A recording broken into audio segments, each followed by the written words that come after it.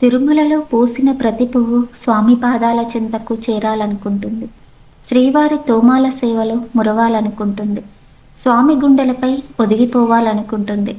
ఇలాగే స్వామి సేవలో తరించి శ్రీవారి సొగసైన ముఖంపై గడ్డం మీద పచ్చకర్పూరాన్ని ఎందుకు అద్దుతారు? అక్కడ ఎవరు కొట్టారు?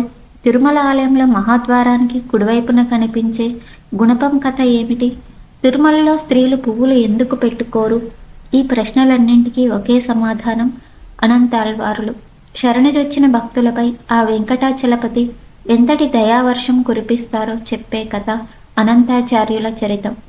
నిష్కల్మషమైన భక్తికి తార్కాణం.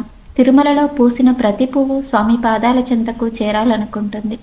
శ్రీవారి తోమాల సేవలో మురవాలనుకుంటుంది. స్వామి గుండెలపై ఒదిగిపోవాలనుకుంటుంది. ఇలాగే స్వామి సేవలో తరించి ఆయన పాదాల మీద రాలిన గొప్ప భాగవతోత్తముడు అనంతాళ్వారులు. అనంతాళ్వారుల గురించి తెలుసుకోవడం అంటే భక్తులపై శ్రీనివాసుని అనంతమైన ప్రేమ వాత్సల్యాలను గురించి తెలుసుకోవడమే. శ్రీరంగంలో భగవత్ రామానుజుల శిష్యులే అనంతాచార్యులు. ఒకనాడు రామానుజులు అనుగ్రహ భాషణం చేస్తూ తిరుమలలో అలంకార ప్రియుడైన శ్రీనివాసుడికి పుష్ప కైంకర్యాలు సక్రమంగా జరగడం లేదని ఆవేదన వ్యక్తం చేశారు. కానీ దట్టమైన అడవులు, క్రూర మృగాలు, విషసర్పాలు సంచరించే శేషాచల కొండల్లో ఎవరు ఉండగలరు? అక్కడ చెరువు తవ్వి బృందావనం తయారు చేసి పుష్పసేవ ఎవరు చేస్తారు?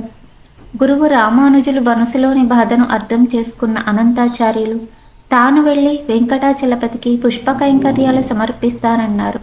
గురువుకిచ్చిన మాట ప్రకారం గర్భవతి అయిన భార్యను తీసుకుని తిరుమలకు చేరారు అనంతాళ్వారులు.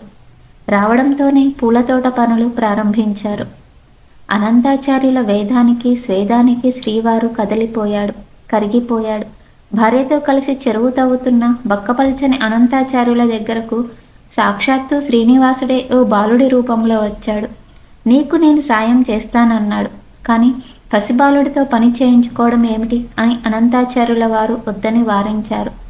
బాలుడు ఎంత బతిమాలినా వద్దన్నారు.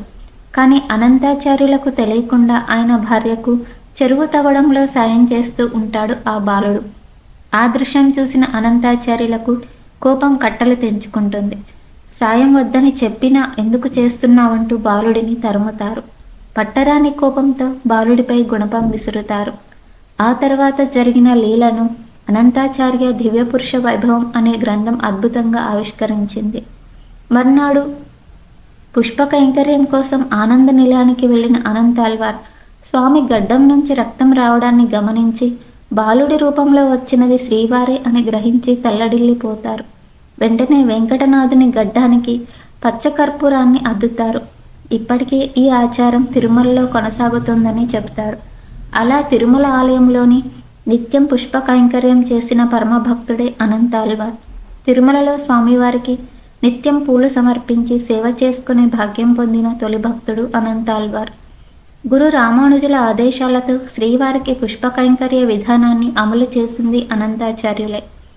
శ్రీవారి సేవ కోసం పూల సాగుకు అనంతాళ్వారులు ఏర్పాటు చేసిన పూలవనాన్ని అనంతాళ్వార్ తోటగా పిలుస్తారు. మల్లెలు, మందారాలు, చేమంతులు, సంపెంగలు, కలువలు, కనకాంబరాలు, గులాబీ, నందివర్ధనం, బిల్వ, తులసీ దళాలతో ఈ నందనవనం అలరారుతూ ఉంటుంది. ఇప్పటికీ అనంతాచార్యుల వంశీయులు స్వామికి నిత్యం పుష్ప కైంకర్యాలను సమర్పిస్తున్నారు.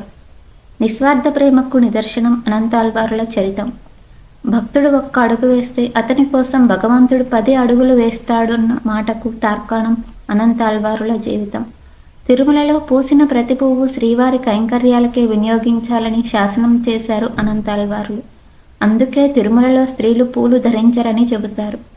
80 ఏళ్లకు పైగా స్వామి పుష్ప కైంకర్యానికి అంకితమైన అనంతాళ్వారులు తిరుమలలోనే పరమపదించారు.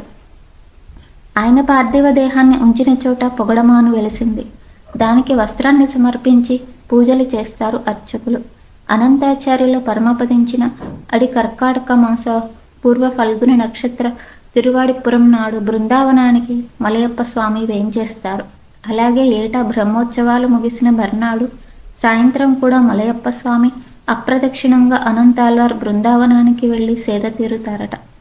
తిరుమల ఆలయంలో పడికావల మీదుగా ఆలయ ప్రవేశం చేసేటప్పుడు కుడివైపున గోడకు తగిలించి ఉన్న గడ్డపారను చూడగానే అనంతాళ్వార్లు గుర్తుకు వస్తారు. అలాగే సొగసైన స్వామి ముఖంపై చుబుకానికి అద్దిన పచ్చకర్పూరాన్ని చూసిన అనంతాళ్వారుల అమాయకమైన భక్తి మదిలో మెదులుతుంది. శరణాగతి తత్వానికి ప్రతీకగా నిలిచింది అనంతాళ్వారుల జీవితం. ఈ వీడియో మీకు నచ్చినట్లయితే ప్లీజ్ లైక్ చేయండి, షేర్ చేయండి, సబ్స్క్రైబ్ చేయండి. Thank you for watching.